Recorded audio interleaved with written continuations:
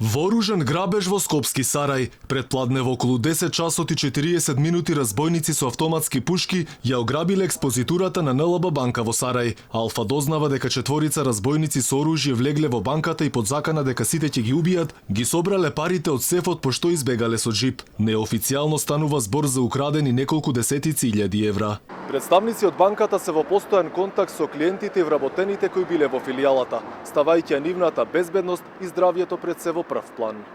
Полицијата на неколку локации низ Скопје врши претрес на возила и ги бара разбойниците. Беше страшно, исто како на филм. Луѓе со црни маски на главите наеднаш излегоа од еден автомобил и со трчање се упатија кон банката. Во рацете имаа калашникови и ги вперија во трговскиот центар. Вака зборуваше очевидец од Сарај кој се плашеше јавно да зборува пред камера. Вели дека тука работел и стравува по негова безбедност. Од НЛБ банка вела дека парите на клиентите биле сигурни, бидејќи банката има осигурување на целиот имот и средствата.